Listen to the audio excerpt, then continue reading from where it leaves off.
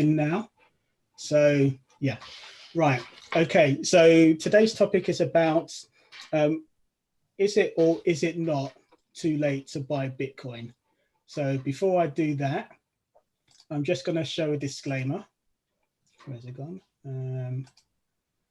I'm just going to show a disclaimer because I'm not a financial advisor, and a lot of the people who talk about Bitcoin tend to show this little message. So I'll let you all read that at your leisure. So I'll just give you about another 20 seconds to read that, and then that gets me out of the fire.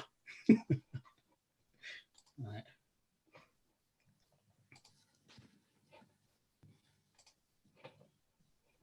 Right, so that should be okay. Right, okay. So one thing on people's mind at the moment is the fact that Bitcoin has been going up so quickly in price. And at the time when I decided to do this meeting, Bitcoin was at around 20,000. And as I speak today, so 20,000 in dollars, that is. So as I speak today, Bitcoin is now just under $24,000. And if you were to compare that with 2017, the last time the price went really high, that was $20,000. So it's currently in unknown territory. So the question is it going to keep going higher, or is it going to drop? And in a situation like this, when we're in unknown territory, it's hard to decide whether or not to get into it. So right, so if I go to the next slide. So the thing to, by the way, if anyone has questions, feel free to just ask away. Oh, who's got a lot of noise where they are? Okay, yeah, DI, okay, right. Can you hear me okay, DI? Would you want me to speak up? Or maybe that's why they're in mute. Okay, right, okay, that's fine. So I'll carry on. Right, so when it comes to Bitcoin, one thing that I'm just going to take myself off the camera so you can focus on the screen. One sec. Right. So one thing with Bitcoin is people tend to be scared, thinking, is it a scam? Is it going to disappear at some point? And it tends to be the reason why people are hesitant, And if you think of in the old days, people were always talking about it's used by criminals and drug dealers, and it's something that people tended to shy away from. But as the years have gone by, Bitcoin has now been around for 12 years. And, I would say that it has stood the test of time. And over the years, the skepticism has changed to curiosity.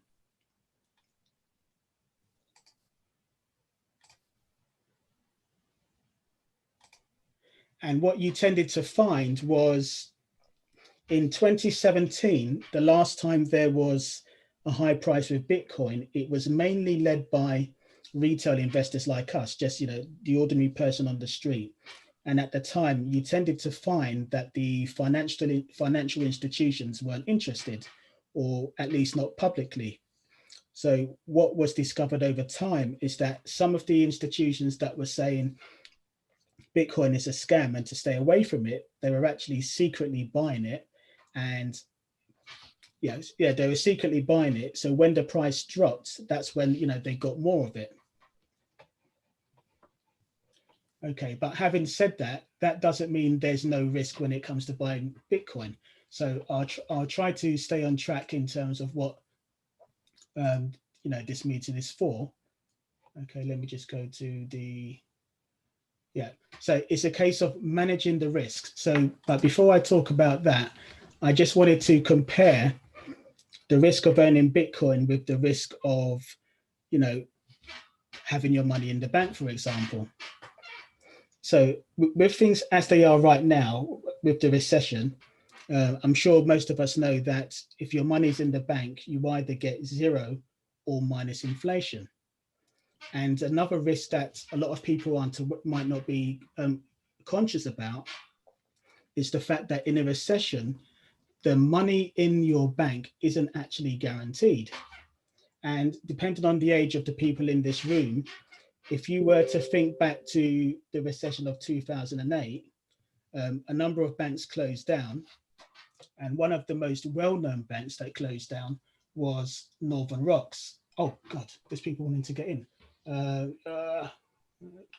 Sorry, 1 second.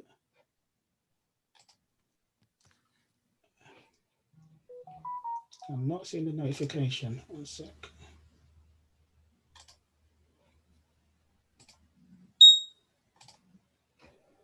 Sorry about that, bear with me. Where's these people trying to get in?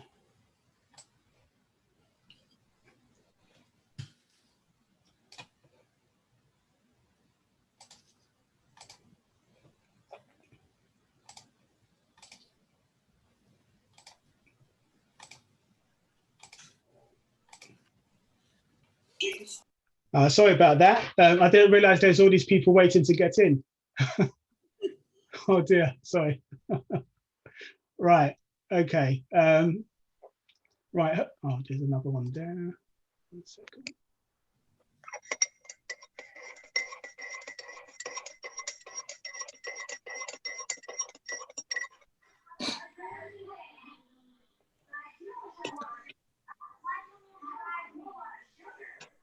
Right, I'm just going to mute a couple of people.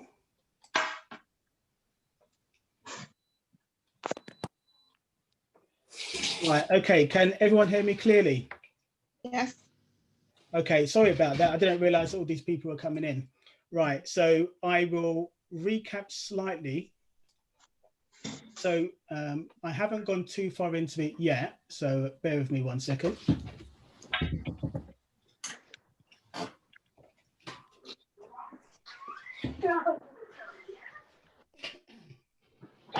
Right, so as I was saying, I'll just recap very quickly. Right, okay.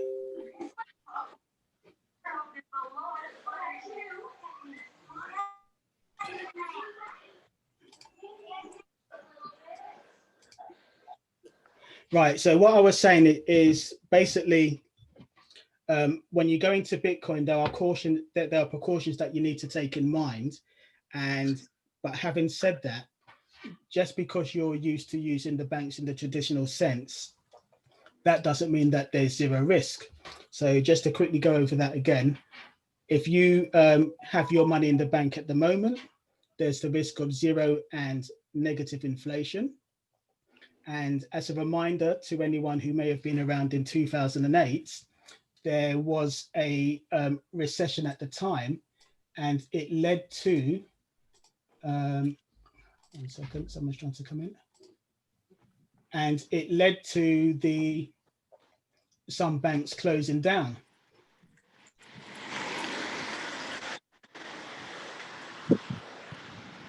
And one of the reasons for that, just in case not some people aren't aware, when you put money into the bank, that money is taken out by the banks and it's invested, and it's used in the foreign exchange market, it's used for stocks, etc.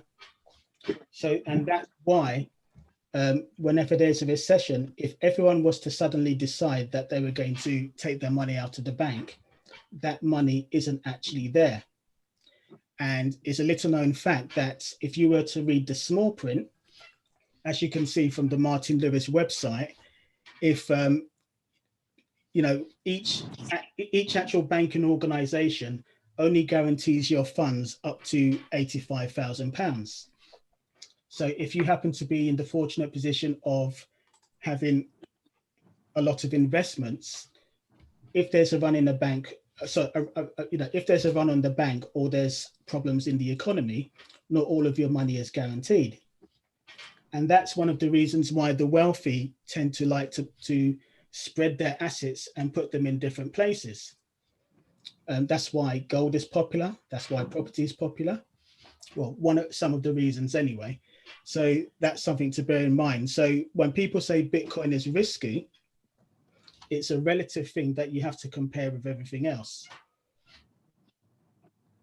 Before I go on, has anyone got any questions?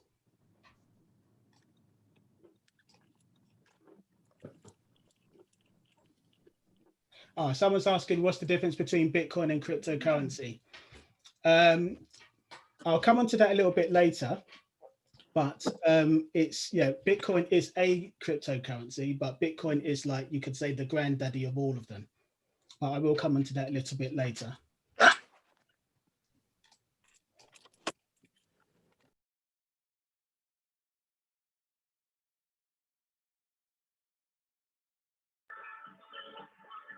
Albert, we can't hear you. Okay, sorry. What was the last thing you heard? It was a good 2 minutes ago. Oh, God, I'm sorry. I actually thought you had disappeared. The last one we had was the Bitcoin and cryptocurrency risk. Right. Okay. Right. So what I was saying was, whenever the price goes up, one of the biggest problems is scammers come out of the woodwork. You get people offering all these get rich quick schemes, guaranteeing like 1%, 5% interest per week, per month, etc. So whenever you hear anything like that, run a mile.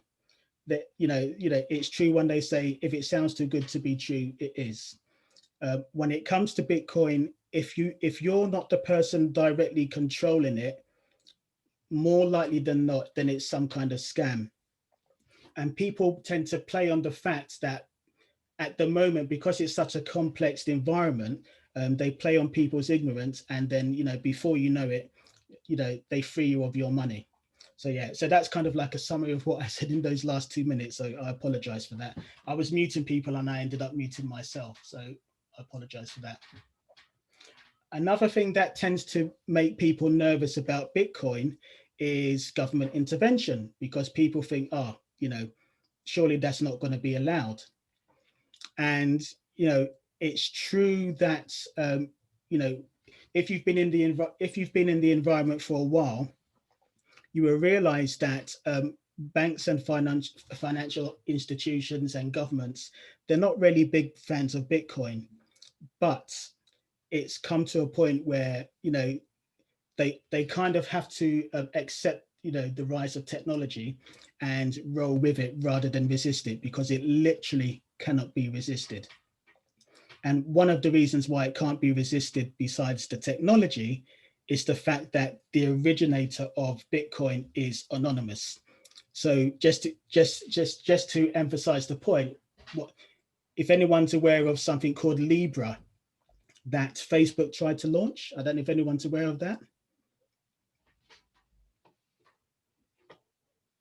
Yeah, very much aware of that. That failed. Yeah, and one of the reasons it failed is because it's a private organization, and basically cryptocurrency that's not centrally controlled is a threat to the current banking system, etc. So that's why there was so much pressure on Facebook to try and mold it in a way that suits the American government, etc. Because any threat to the power of the dollar is something that's going to be taken seriously. And when it comes to Bitcoin, it was brushed off and taken lightly at first, but the longer it's around, the more seriously it's taken, which is why we're now in the 12th anniversary. It was actually created in around 2008, actually as a result of the last recession. Right. Anyway, I'm diverting slightly. So yeah, so that's the government intervention thing. And so, yeah, so what people's fear is that, okay, if I have Bitcoin, can it be taken off me? Well, history has shown that it can't. And if you look at the history of countries that have tried to repress Bitcoin, you've got Venezuela, you've got Russia, you've got China, you've got Iran. I don't know if I mentioned Venezuela as well.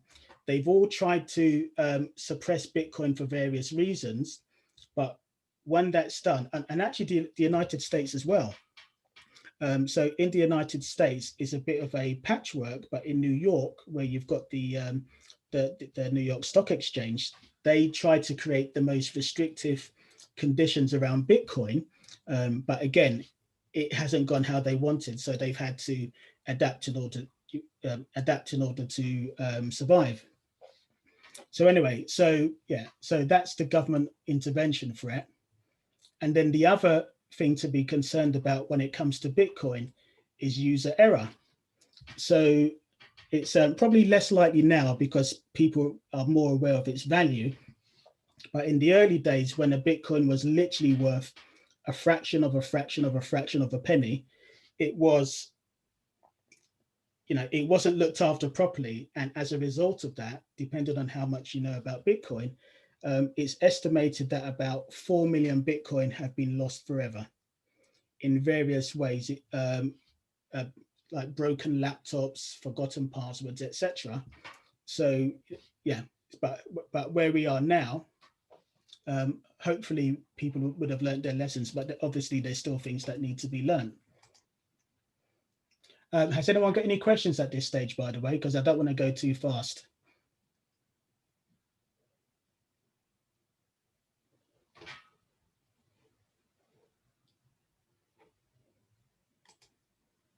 And can everyone hear me? Sorry, Albert, how do you buy the Bitcoins? Right, okay, so that's something I'll come to a little bit further on.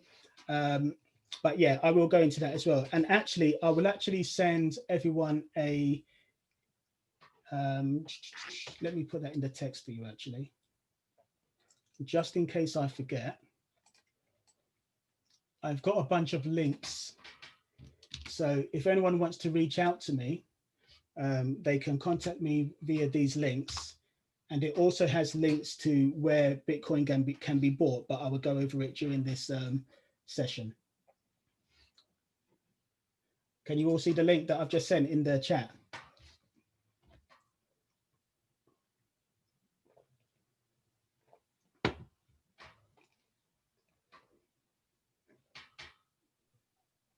Sorry, no, we haven't seen it. It's not here, Albert.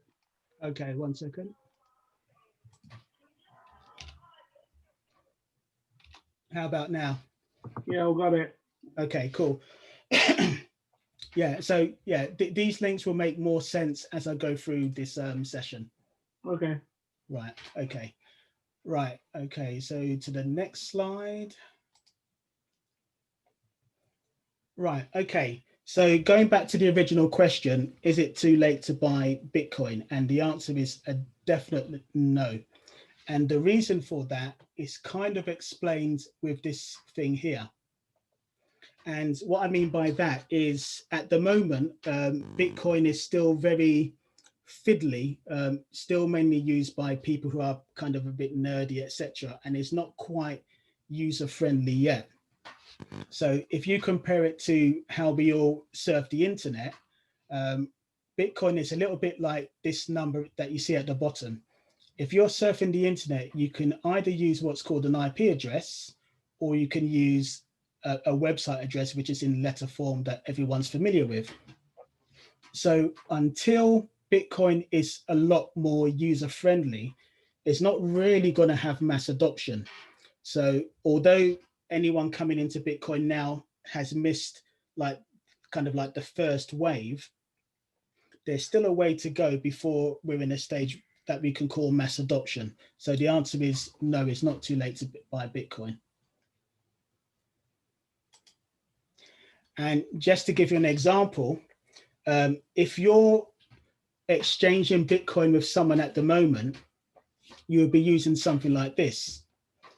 And you would either do it phone to phone with a with this code here, God, my mind's gone blank. With that square code, you tap one phone against the other, and then the Bitcoin is transferred. Or you have to type out this really long public key, and that's how you transfer Bitcoin from one location to another. And they're called digital wallets. So until we move to a more user-friendly interface, we're not going to have mass adoption. But obviously, this is being worked on. And before I go into the next stage, one thing to bear in mind, I am going to come to how you buy Bitcoin, but what a lot of people don't realize is, okay, the most common place to buy Bitcoin is from what's called an exchange. And one of the most common is called Coinbase. Now, although it's a good place to buy your Bitcoin, technically that Bitcoin doesn't belong to you because it's on the exchange. So it's a little bit like having a PayPal account. If you've got money with PayPal, it's your money. But if PayPal suddenly decide that they're going to freeze access to your PayPal account, it may as well not belong to you. And it's a little bit like that with exchanges. So whether an exchange decides that they don't believe you are who you say you are, or that exchange were to be hacked, you would no longer have access to your Bitcoin. So general, sorry, 1 second, let me get a drink of water. So the general bit of advice I always say to people is, if you own cryptocurrency over, say, £100 or £200, it's best to have what's called a hardware wallet, which is this thing here. So for that, I'm just going to turn on my camera. All right. So I don't know if you can anyone see me? Yeah, we can see you. Right. Yeah, we can okay. see all of it. So this thing that I'm holding in my hand is my hardware wallet. It's a Ledger Nano, and it means that my crypto is safe with me. Now, the confusing thing about it doesn't mean that my Bitcoin is here, but it's an encrypted key that gives me access to my Bitcoin, which lives, on the internet. So it's not physically with me, but this is what you might call the code that lets me get access to my Bitcoin. And one thing that I advise people, which will be, you will see in the links that I've sent to everyone, is if you're going to buy a hardware wallet, under no circumstances buy it from anywhere except directly from the company itself. And the reason why I say that is there are counterfeit versions out there. And if you buy a counterfeit version or one that's been opened already, so like you get dishonest people actually have a backdoor to your hardware wallet. And once you start putting cryptocurrency on your hardware wallet, they can actually siphon it away from you. So I would advise people to, no matter, I previously would have said it's okay to buy it directly from Amazon, but I would now say don't even do that. Just buy it directly from Ledger. Yeah, so that would be my suggestion with these hardware wallets. You will see that there's two versions. The version that I've got is the cheaper, older version. And then you've got the newer version is Bluetooth enabled as well. It's got more features, and it lets you put more cryptocurrencies on it. But I like the fact that this is fiddly and hard to use, because if it's hard to use, it means that, it's just that bit less accessible if anything was ever to happen. So I actually quite like having this slightly older version. Having said that, there's nothing stopping you from having more than one. So generally speaking, if you've got a hardware wallet, it's something that you don't touch.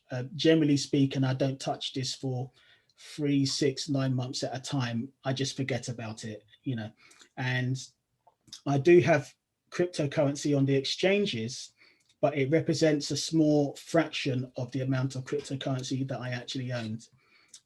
Yeah, I don't know. Does anyone have any questions at this stage before I jump too far ahead?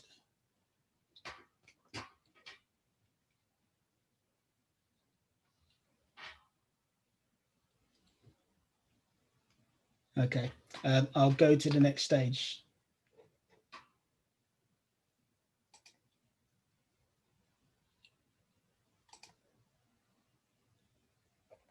Okay, that was just explaining what I was saying earlier, the fact that cryptocurrency isn't quite user-friendly yet. So depending on how long you've been around, if you can remember, it used to be quite difficult to get onto the internet with a mobile device. You had to use something ancient like that. Okay, then if I go to the next stage. Right, now, but in the background, things are happening. Now, what this represents is some of the developments that are going on in the background of cryptocurrency. So if you remember from my last slide where I was showing you the kind of clunky way that cryptocurrencies are exchanged, various solutions are being worked on. And this represents, and it's in your link, this represents a website where I registered to have what you might call user-friendly addresses for my cryptocurrency. And the way that it works is it converts it to a user-friendly name, and then you could, it's a little bit like having a number plate, like a private number plate. You can choose, or an email address. So, you know, you can choose whatever you like. And at the moment, because it's the early days, there's a little bit of a, what you might call an exchange of value, where because it's the early days, you can buy something, and if you hold on to that unique address, it actually goes up in value. So I bought these more than a year ago, and they've doubled in value. But this is kind of like going deep, you know. It's I'm not telling anyone to buy a crypto address like this, but just to give you a bit of an idea of stuff that's going on in the background. I don't know if anyone's got any questions in relation to this.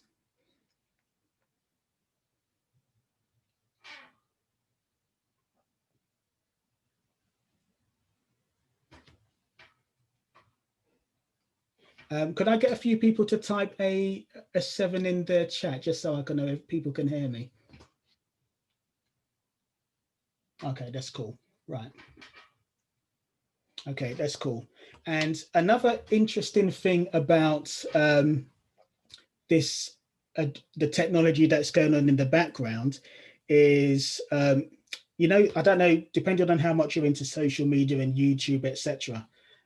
When you buy from this domain, you can actually buy a cryptocurrency based website. And once you have that website, it's yours forever. It can never be censored or taken down. It's yours. No one can get their hands on it. It belongs to you. So that just gives you an idea of some of the stuff that's going in the background. So I've got a few silly names. Obviously, you can see I'm a science fiction fan, hence the names I've got there. Right. Okay. Okay. So, depending on how well you know me, when I first got into Bitcoin, I was one of the typical, what do you call it, retail investors that was like got big googly eyes over how much the price was rising. So I just bought it as the price was going up, and you know, I ended up, you know, regretting it in the sense that, you know, the last time in 2017, the price of Bitcoin shot up, and then literally within about 2-3 days, it started going down really fast. And what happened was loads of retail investors panicked, pulled their money out, and ended up losing. But what I did, although I was concerned, and although I did it the wrong way round, that's when I started doing research, finding out, okay, what have I put my money into? What is cryptocurrency? And one of the things that I discovered, it just blew my mind. And if you bear with me, I'm just going to play.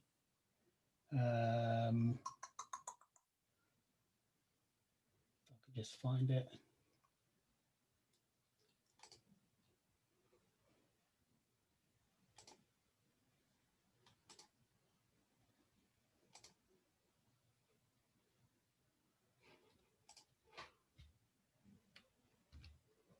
I'm just going to play this video.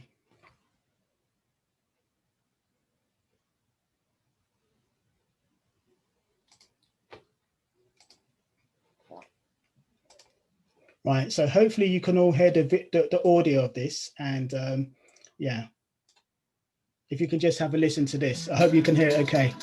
Kenya is in the midst of a handheld revolution. The mobile phone is people's first interaction with technology in a meaningful way, and sometimes their only way. Everybody has prepaid phone lines, and data here is very affordable. You can buy a megabyte for about 1 US cent. Easy access to phone lines and cheap data means the majority of Kenya's population can now connect to the internet. Most Kenyan, about 90%, regularly access internet through the mobile phone. That means the solutions coming from here are going to be based on a small screen model. Safaricom is Kenya's largest cell phone service. They seized a once-in-a-lifetime opportunity, releasing a product called M-Pesa. It's the leading mobile money payment system in the world, and 60% of the user base doesn't have a bank account. It enables a mobile phone to work like a debit card. During a transaction, money is deducted from a prepaid account connected to a user's phone. M-Pesa wasn't needed in the West because everybody already had credit cards and bank accounts. So basically what Safaricom has created is another bank. Money can be sent to other users and bills can be paid. Even purchases can be made at stores. Now everyone depends on it as a way of transferring money. The only significant change in money since credit cards 60 years ago is M-Pesa. The transaction costs for it are so minimal that banks cannot compete with it. But it has limitations too. Right now, it's only active in a handful of countries. High-tech competitors like Google are trying to replicate M-Pesa's success on a larger scale. Google would like to be able to do their payment card system in a lot of countries across the developing world. Google is currently testing Beba, a cashless payment system, on Nairobi's city buses. Many other societies across the world will eventually adopt mobile money transfer systems similar to M-Pesa.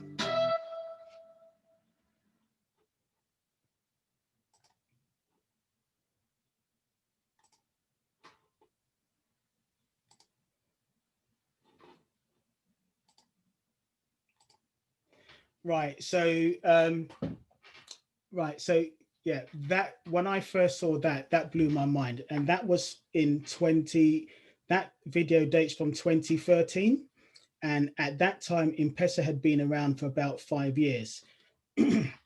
So to summarize what that meant, it basically, if for those of us that live in a developed country, we have easy access to a bank account, and it's harder for us to see the significance of cryptocurrency.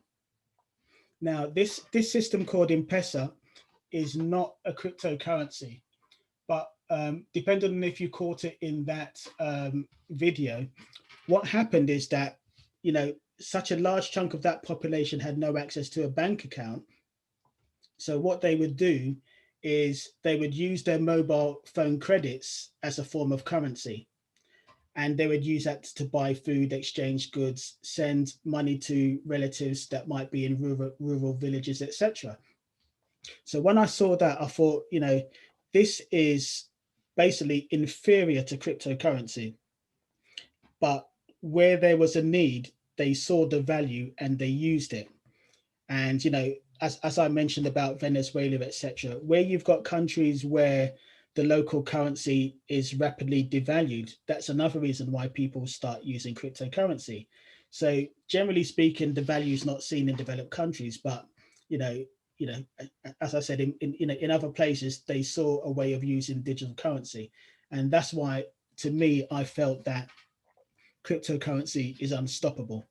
And yeah, so once I saw that, amongst other things, I thought, yeah, there's no going back. Even if it's a slow, bumpy road, cryptocurrency is here to stay. Yeah. Anyone got any questions relating to that before I move to the next stage?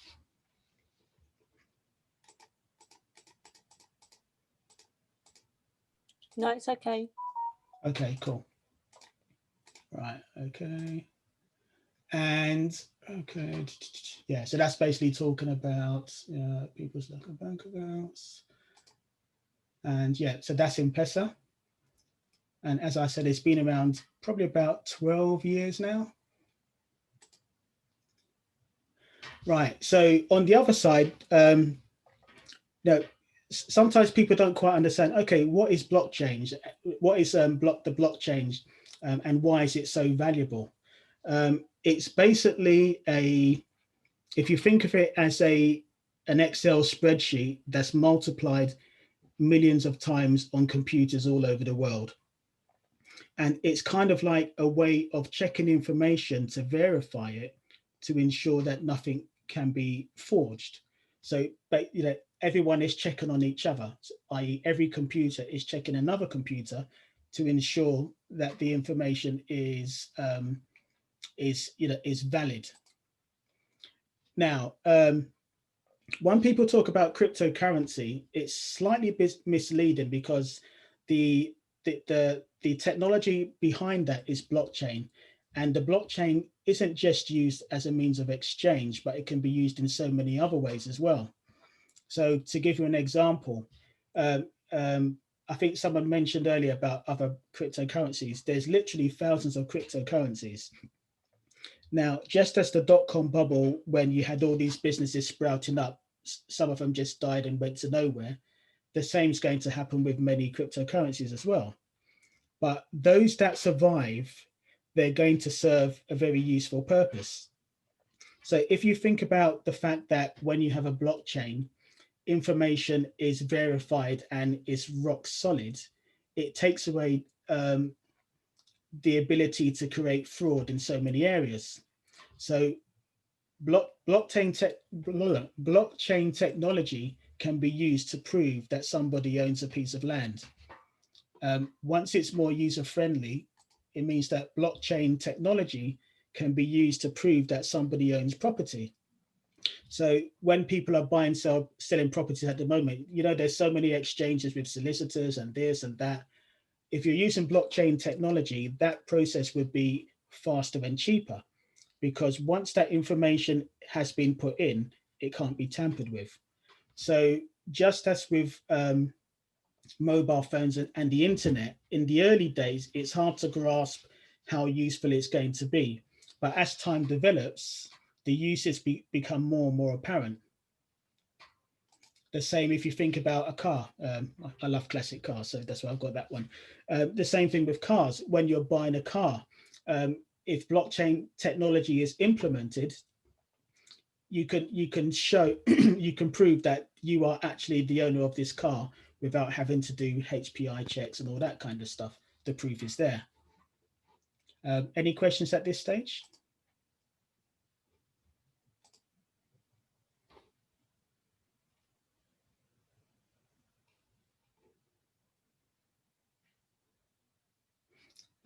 Can someone give me a 7 just to show that you can hear me? Cool. Right, okay. 1 second.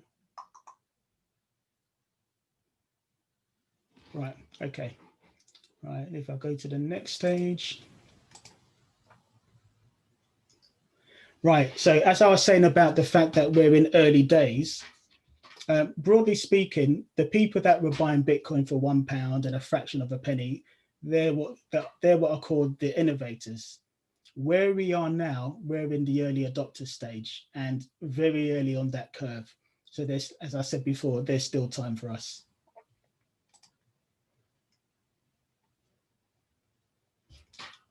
Right, so 1 second.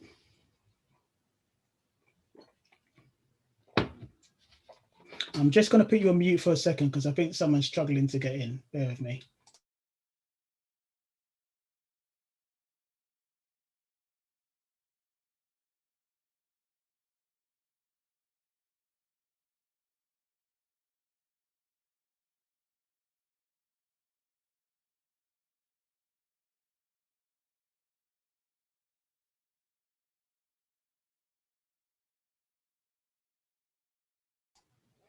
Okay, I think we're okay.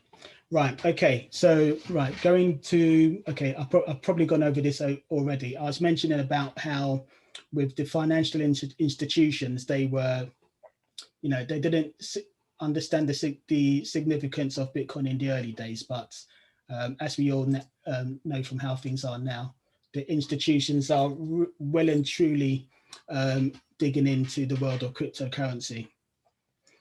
You tended to, because I've been around for a little while, not as long as many others, but when I was around in 2017, you had companies like JP Morgan saying, Jamie Dimon, who's at the head of it, saying if any of his employees were to buy Bitcoin, he would fire them. But then what you've had since then is JP Morgan would be buying Bitcoin on the quiet, and they've accumulated a lot of Bitcoin, and yeah, among them as well as many other companies are buying the Bitcoin. So we're in a situation now which is the reverse. So you've got retail investors have been frightened off and feel nervous about buying Bitcoin, whereas the large institutions are basically grabbing all of it. And one of the reasons why I think the price has gone up this year is because traditionally what happened is the crypto market is a tiny size compared to foreign exchange, stock market, it's the stock market, etc. And because of that, if someone was to buy a lot of Bitcoin, it would cause the price to shoot up. So what had been happening up until now is that the large institutions would buy Bitcoins not in the same place where we would buy it. So they wouldn't be buying it from the exchanges, but they would be buying it in what's called over-the-counter locations. And what that meant is that because they were buying it and it wasn't visible, it didn't have an effect on the price for a long time. But what's happened is that because the supply is limited, as time has gone on, the large institutions have been forced to basically do their shopping where we do our shopping. And what's happening is that the pattern that has been discovered is that when the large institutions buy cryptocurrency, when they buy Bitcoin, they remove it from the exchanges, which means that the supply is reducing all the time. So we're getting closer and closer to a point where even if we want to buy Bitcoin directly, the means to buy it won't be here. It's not going to happen in the next few months, but that date is coming. So I just thought I would mention that. Has anyone got any questions at this stage? Sorry.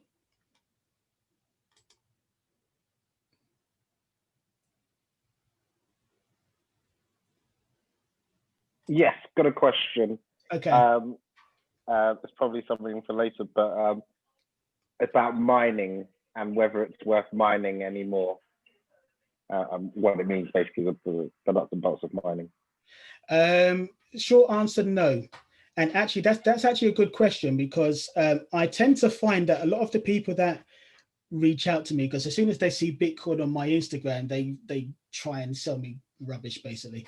So yeah, so if in my opinion, if you get approached by anyone saying that they are part of a mining group, steer clear.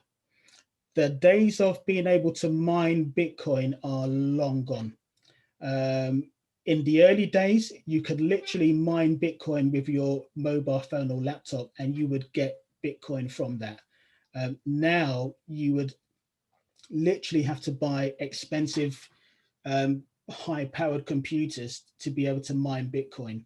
So the ordinary person like you and me is not practical to mine Bitcoin anymore. So yeah, those days are long gone, I'm afraid.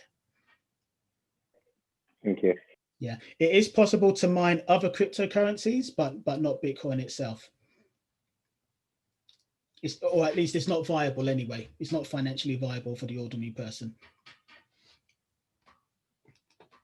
And as you can see from the message up there, although Bitcoin has been, has its ups and downs, when measured against literally any other investment, and that includes property, Amazon, anything, Bitcoin has outperformed all of them in the last 10 years.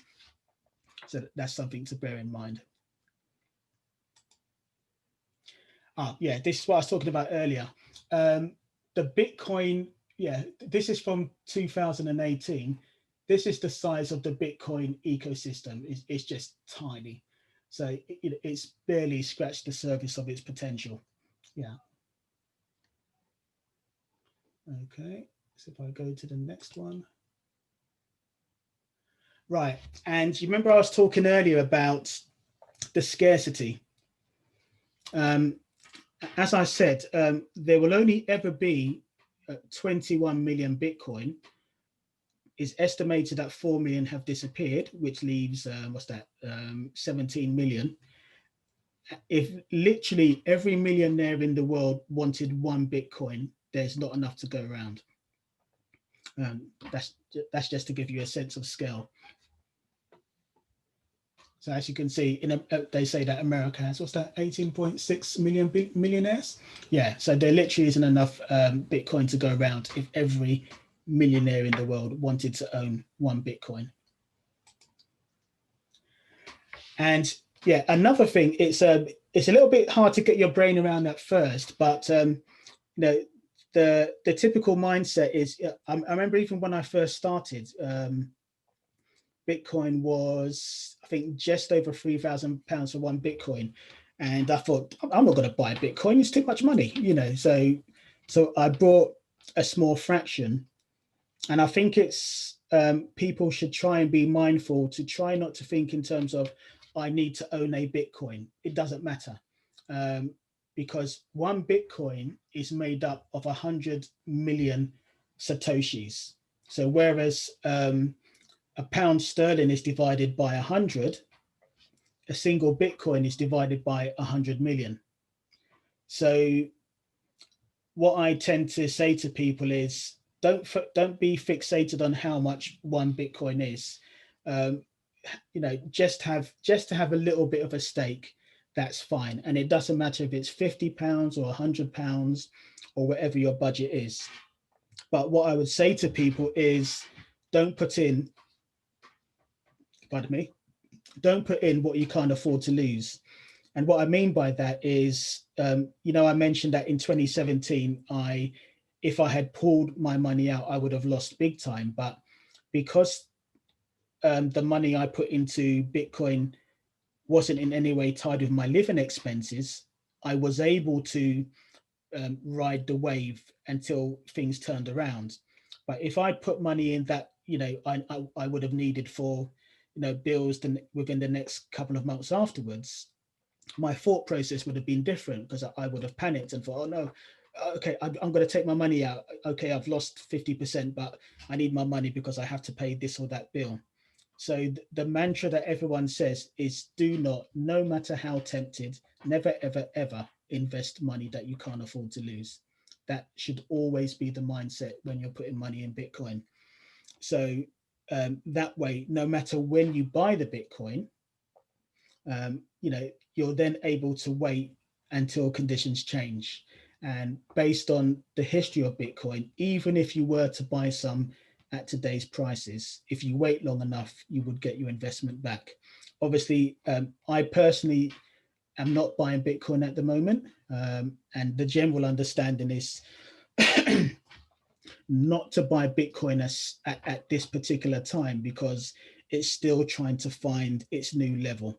And it's best to, you know, it's generally understood that it's best to wait for it to settle and actually drop in value before buying it again.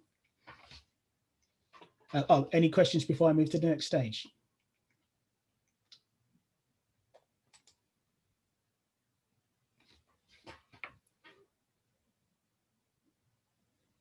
Okay, right. Okay, so yeah, so as I was saying, about there's no need, you don't have to think in terms of owning a whole Bitcoin. Just you know, if you own, like, you know, 1/10, or as you can see, 0.28 of a Bitcoin, in terms of Bitcoin ownership, that will put you in the top 1% of Bitcoin owners in the world.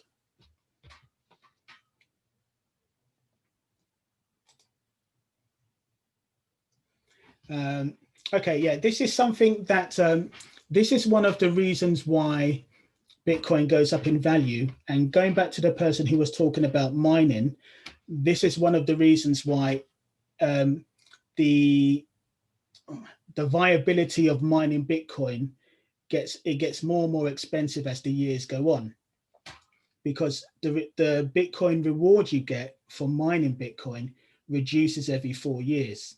And that's why, you know, it's not viable for the ordinary person anymore. So as you can see, you had something was the halving. Before, you could, if you were to mine, you would get 50 Bitcoin. Now it's gone down to 6.25. And the last Bitcoin will be mined in 2040. This is a slightly complicated area. So if anyone's got any questions, feel free to ask away. So when would be a good time to start investing in Bitcoins then, would you say? If it's not the right time now? Well, it is and it isn't, because what I'd say is if you try to think as an investor rather than someone trying to make quick money, then I would say it's viable to buy Bitcoin because, Royal, you don't own any Bitcoin at the moment. So I'd say anyone who has Bitcoin at the moment would say don't buy Bitcoin. If you don't own any Bitcoin, then maybe you could consider buying some, but it would be best to use a system called dollar cost averaging. I don't know if anyone's heard of that. No. Right. So dollar cost averaging is basically what I ended up doing in the end. So let's just say that you bought. Let's say you have let's say you've got say you've got £1,000 you could in theory afford to lose. It's not going to affect your ability to pay bills. So what if you're dollar cost averaging, what you would do, you wouldn't say, oh, I've got £1,000, I'm going to put £1,000 in Bitcoin. Rather, what you would do, you would spread it over a period of time. It could be, let's just say 10 months or a year. I say 10 months just for the sake of easy division. So let's just say you had £1,000, and what you would do is every month you would invest £100 in Bitcoin. And what tends to happen is that over that 10-month period, the price generally goes up and down. So let's just say it turns out that, let's just say 2020 ends up being like 2017.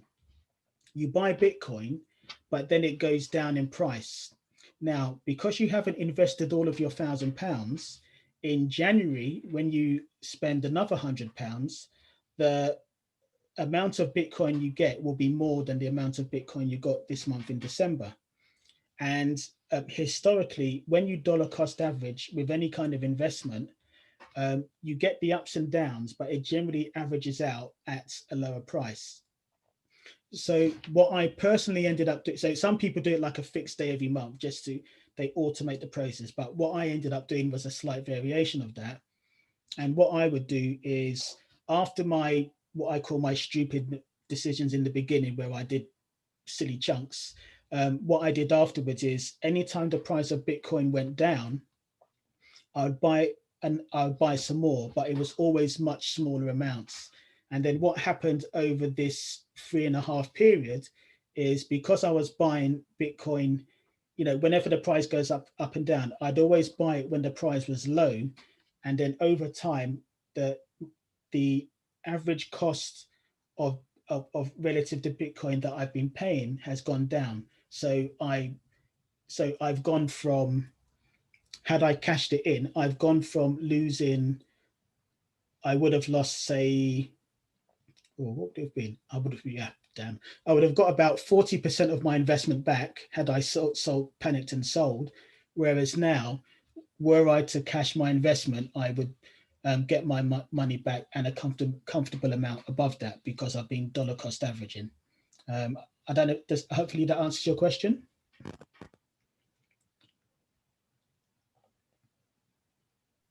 Yeah, it does. Thank you. That's cool. No problem.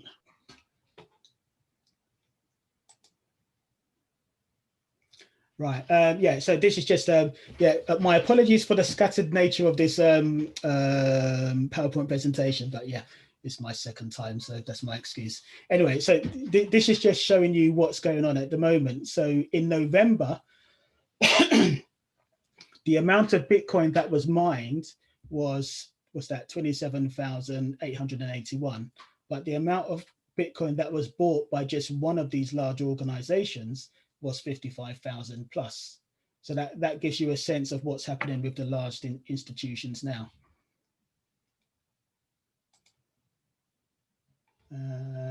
Yeah, that I've gone over already. So yeah, I used to be quiet about the fact that I was in Bitcoin because I was a little bit embarrassed. I had faith in it, but I didn't want to go through justifying my decision. So yeah, that's what that slide is for. Right. Okay. Yeah. So that's what I was talking about, the dollar cost averaging. Yeah, so that's basically what I said just now.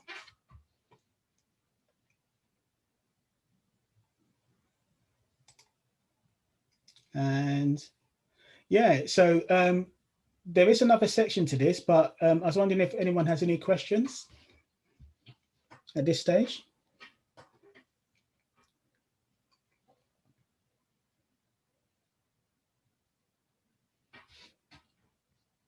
Oh yeah, let me show you something else. Right, okay, that link that I've sent to you,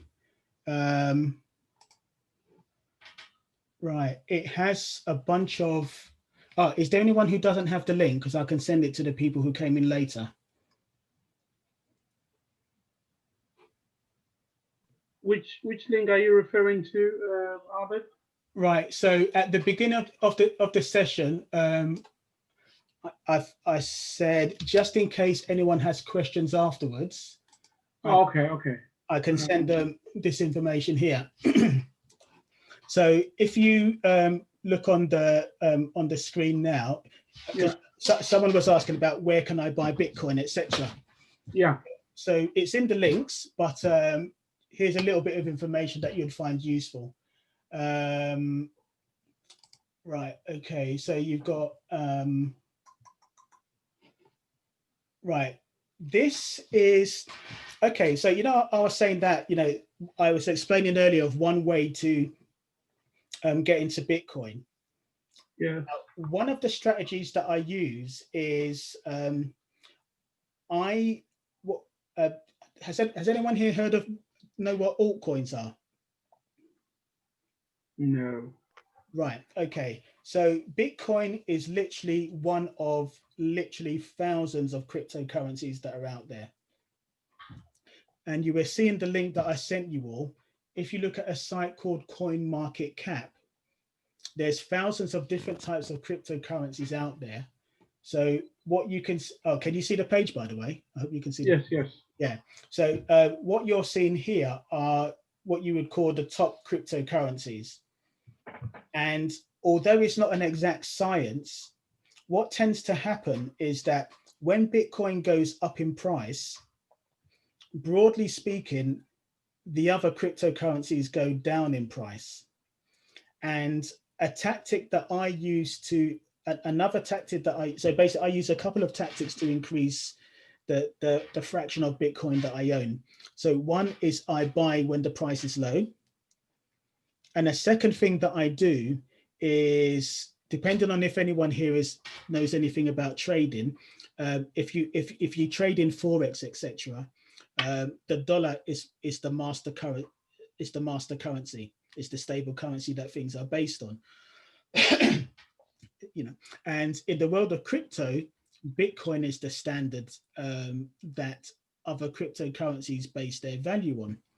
So what I tend to do is, when we're in a time like this, when Bitcoin shoots up in value, the others go down in value. And what I do is I buy these other cryptocurrencies, knowing that historically they yo-yo. So when Bitcoin goes down in value, they go up in value, and they actually go up in value faster than Bitcoin does when it goes up in value. Now but you know what I said about risk, it's riskier to buy these alternative cryptocurrencies than it is Bitcoin. In the same way that dollar is the international standard, Bitcoin is the standard when it comes to cryptocurrency. So what you tend to find is that the further down the list you go, because like I said, there's literally thousands. The further down the list you go, the greater the risk that you're taking. And it's one of those things, you know, it's you get people who speculate, and then you get people who arm themselves with knowledge before doing anything. So it's a high risk exercise, and I wouldn't recommend anyone do it without, you know, doing research about all these a particular coin. But having said that, if you were to say, okay, I want to take a risk on a coin because, you know, even though I said that you should think of Bitcoin in terms of Satoshis rather than a single Bitcoin, if you were to buy another cryptocurrency other than Bitcoin, then I would say it's worth investing in the second in the list, which is called Ethereum. I don't know if anyone here has heard of Ethereum.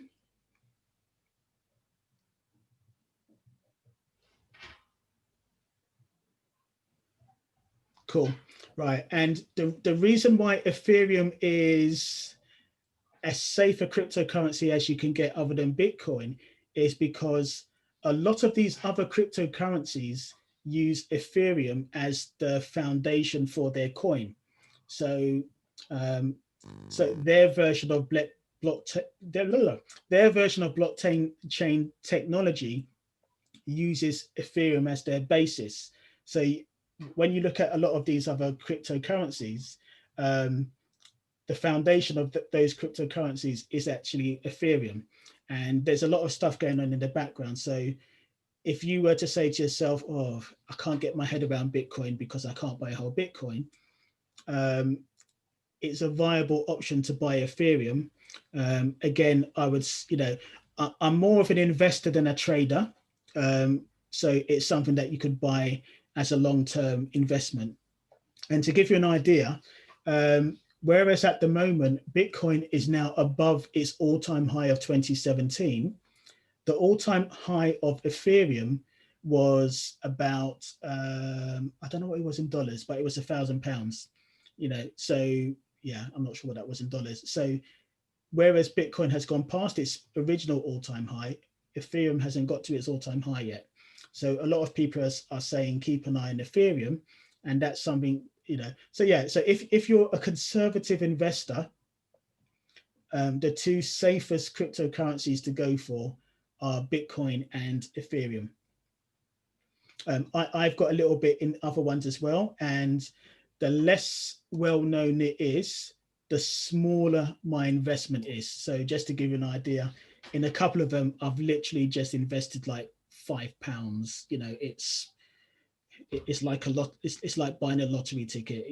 I'm not going to lose anything if it doesn't come to anything. That's my mindset. And the terminology is any cryptocurrency that is not Bitcoin is called an altcoin. Anyone got any questions about that? Ripple. Someone's asked about Ripple. Let me just check these questions that I've been missing. So 1 second. Okay, Ripple. Okay, is the question to tell you about Ripple or to give me my opinion of Ripple? Cara? Okay. Right. Ripple is a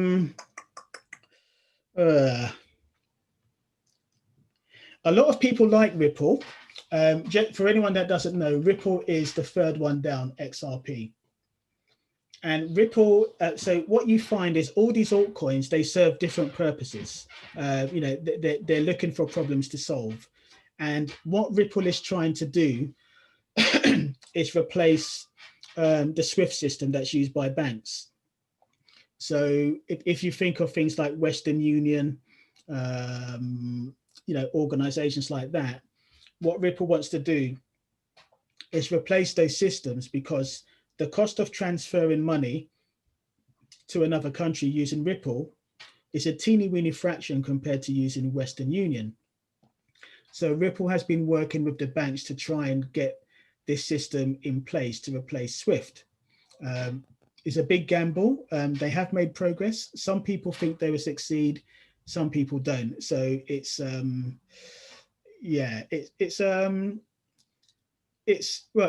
to my mindset with other cryptocurrencies. You shouldn't do it without doing your research. And whereas with Bitcoin and Ethereum, you can invest and almost forget about it. With the other ones, you have to keep an eye on them. Because 1 minute with these other cryptocurrencies, they're flavor of the month, and then 2, 3, 6 months, 1 year later, they're gone. They've literally gone to zero value. So they're higher risk, but obviously if it's in the first 10, it's a lower risk than things further down. But is something to bear in mind. I don't know if that answers your question, Cara.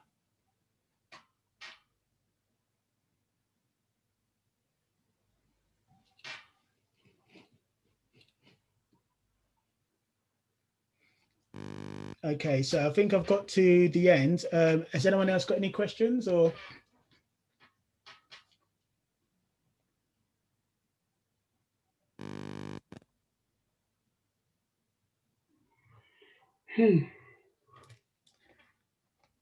Oh, by the way, on the links that I sent, if anyone has any questions that they can think of later, just email me or contact me via Instagram, and I'm happy to help.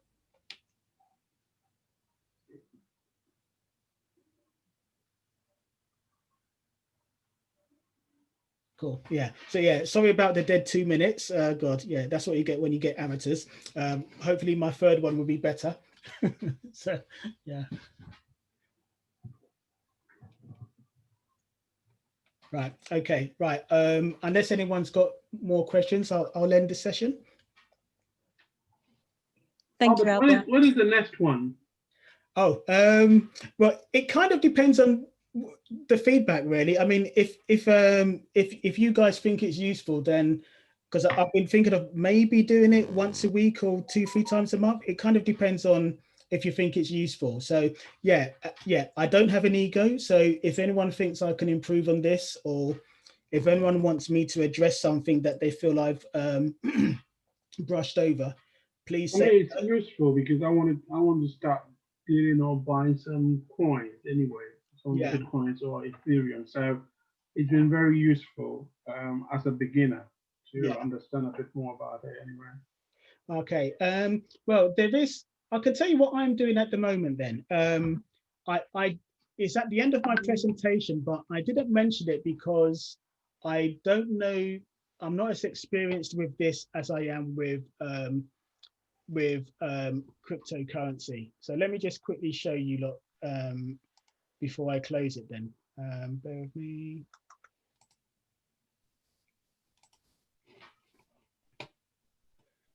So as I said, bear with me, let me just go right to the end.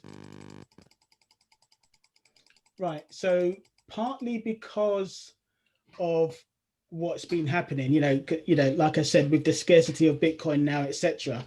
I'm now of the mindset that I want to get as much Bitcoin as I can while I can. Mm-hmm. So this year I joined this organization where it's kind of like an academy.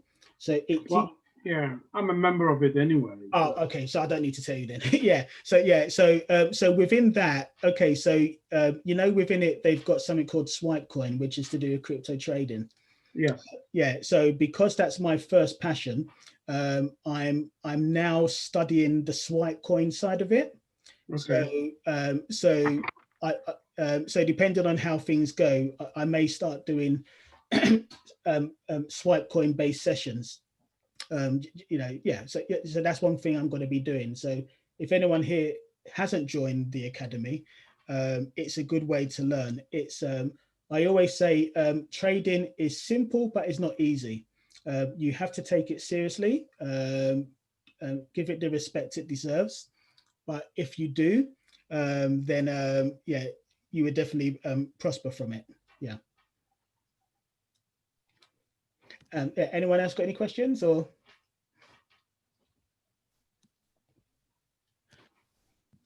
Yes, DJ's asked the question. Yes, so within within the academy, you can invest in forex, gold, indices, stocks and shares. So anything that you can think of in terms of investment, there's vehicles within the academy. Actually, let me quickly show you then, because if I am I still logged into it? So if you're already a member, am I still logged into it? So within the academy, they have all kinds of stop here. Yeah, there's all kinds of different things you can learn. So FRX is foreign exchange. Yeah. DCX is cryptocurrency. HFX, I haven't looked at that yet, but I think it's a kind of like, I think it's foreign exchange on steroids, something like that. That's the impression that I have. And then ECX, this one is about e-commerce, which I've taken on board as well.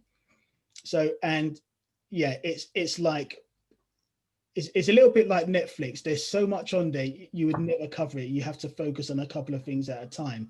But yeah, what I'm focusing on at the moment is these, you know, especially with what's happening with cryptocurrency now, I'm going to be focusing on DCX to improve my ability to trade within the cryptocurrency market. And yeah, so, you know, and depending on feedback, I may start doing sessions related to that as well.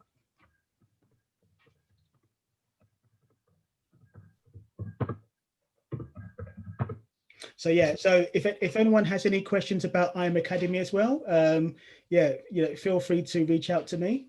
I hope you've all got the link. I will send it one last time. No, I think you've all got the link, haven't you? Yeah. So yeah, you could find me on. Let me just send it anyway. So you're on the IM Academy list. Yes. Yes. Yeah. You can find me on Facebook or Instagram as Happy to Invest, or in the WhatsApp chats. You normally see me with my icon is I'm holding a lightsaber because I'm a bit of a nerd. so that's how you recognize me. My name's Albert.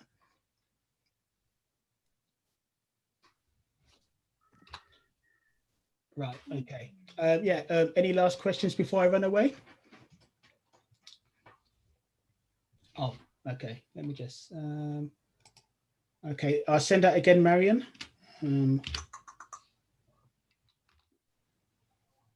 Yeah, so there's a whole bunch of links there.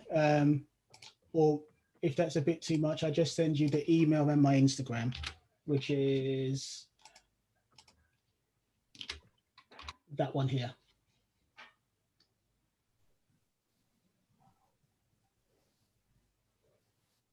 Right, okay. Right, okay, I think that covers everything. So yeah, I hope you found it interesting. And like I said, I'm not just saying it. If you want to give me constructive feedback on how to improve this, you know, I'm all ears. So, because yeah, with Bitcoin, it's an achievement to shut me up. So any excuse to talk about Bitcoin, I'll do it. Yeah. All right, Albert. Okay. We shall do. Thank you very much, Albert. Okay. All right. Take care, everyone. Some of us will be talking to you soon anyway. Okay. All right. Take care. Okay. All right. Bye. Bye.